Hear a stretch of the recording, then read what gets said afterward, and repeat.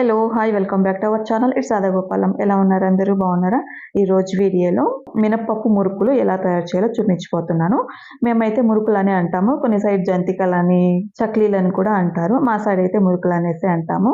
ఈ మినప్పప్పు మురుకులు చాలా క్రిస్పీగా ఉంటాయి, అలాగే మెత్తగా కూడా ఉంటాయి. ఎక్కువ టైం కూడా పట్టదనమాట. బియ్యం పిండి మినప్పప్పు ఇంట్లో ఉంటే చాలు, చాలా తొందరగా అయిపోతుంది. పళ్ళు లేని ముసలి వాళ్ళు కూడా నోట్లో పెట్టుకుంటే కరిగిపోతుంది అనమాట. అలాగే కమ్మగా కూడా ఉంటుంది. అలాంటి మినప్పప్పు మురుకులు ఎలా తయారు చేయాలో చూసేద్దాం. ముందుగా స్టవ్ వెలిగించి ఒక కుక్కర్ పెట్టేసుకొని అందులోకి 1 కప్పు మినప్పప్పు వేసుకొని దోరగా వేయించుకోవాలి. ఇక్కడ మినప్పప్పు వచ్చేసి పూర్తిగా వేగనవసరం లేదు, ఒక 80% వేగితే సరిపోతుంది అనమాట. ఇప్పుడు వీడియోలో చూస్తున్నారు కదా, అలా వేగితే సరిపోతుంది. ఇప్పుడు దీన్ని ఒక 2-3 సార్లు శుభ్రంగా కడిగేసి ఒక 2 నుంచి 3 కప్పుల వరకు నీళ్లు వేసుకొని కుక్కర్ మూత పెట్టేసి స్టవ్ వెలిగించి మీడియం ఫ్లేమ్ మీద 4 విజిల్లు వచ్చే వరకు లేదా మెత్తగా ఉడకాలన్నమాట. మెత్తగా ఉడికేంత వరకు ఉడికించుకోవాలి. నేను మీడియం ఫ్లేమ్ మీద 4 విజిల్స్ వచ్చే వరకు ఉడికించాను.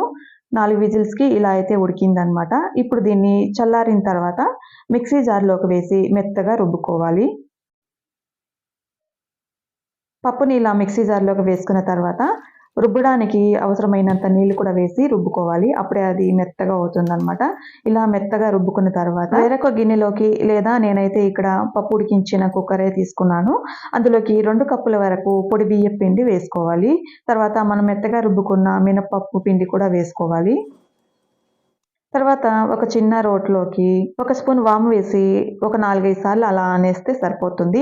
ఇక్కడ పొడి అవ్వకూడదు అనమాట, జస్ట్ క్రష్ అయితే సరిపోతుంది. తర్వాత 1/2 స్పూన్ వరకు జీలకర్ర, 2 స్పూన్లు నువ్వులు వేసుకొని రుచికి సరిపడ్డ ఉప్పు కూడా వేసి పిండి మొత్తాన్ని ముద్దలాగా కలుపుకోవాలి. ఇక్కడ మీకు కారం కావాలంటే పొడి కారం వేసుకోవచ్చు, లేదా మినపప్పు ఉడికించేటప్పుడు కారానికి కావాల్సిన పచ్చిమిర్చి వేసి ఉడికించి పప్పుతో పాటు ఉడికించేసుకుంటే మెత్తగా పేస్ట్ అయిపోతుంది. అలా కూడా వేసుకోవచ్చు అనమాట. నేనైతే ఇక్కడ కారం అనేది వేయట్లేదనమాట. పిండి అయితే ఇలా మెత్తగా ముద్దగా కలుపుకోవాలి. అవసరమైతే నీళ్ళు కూడా వేసుకోవచ్చు, నాకైతే అవసరపడలేదు. తర్వాత మురుకులు చేసే గొట్టాలు తీసుకొని వాటికి కూడా ఆయిల్ అనేది అప్లై చేసేసుకొని గొట్టాల్లోకి మురుకుల పిండి వేసేసుకొని ఒక కవర్ పైన మురుకులు ఇలా చేసేసుకోవాలన్నమాట. ఇలా కవర్ పైన కూడా ఒక వాయికి సరిపడ్డన్ని మురుకులైనా చేసి పెట్టుకోవచ్చు, లేదా గరిటె పైన కూడా గరిటెకి ఆయిల్ అప్లై చేసేసి ఇలా మురుకుల్లాగా చేసి కూడా డైరెక్ట్గా ఆయిల్లో వేసేయచ్చు అనమాట. నేనైతే ఇలా ముందుగా కొన్ని చేసేసి పెట్టుకొని తర్వాత ఆయిల్లోకి వేసుకున్నాను. ఈ మురుకులన్నీ కూడా ముందుగానే నేను ఆయిల్ వేడెక్కడానికి పెట్టేశాను అనమాట. ఆయిల్లోకి ఒక్కొక్కటిగా వేసుకోవాలి.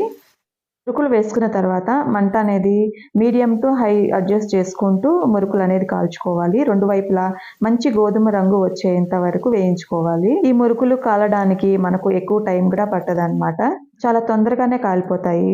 మురుకులన్నీ కూడా ఇలా మంచి గోధుమ రంగు వచ్చేంత వరకు కాల్చుకొని తీసేసుకోవాలి.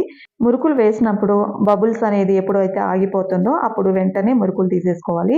ఎక్కువ కాలిందంటే మాడిపోతుంది, రుచి అనేది మారిపోతుంది అనమాట. నేనైతే అన్ని మురుకులు కూడా ఇలా చేసేసుకున్నాను. చూసారు కదా వీడియో, చాలా ఈజీగా మినపప్పు మురుకులు ఎలా చేసుకోవచ్చో ఎవరైనా ఈజీగా చేసేసుకోవచ్చు అనమాట.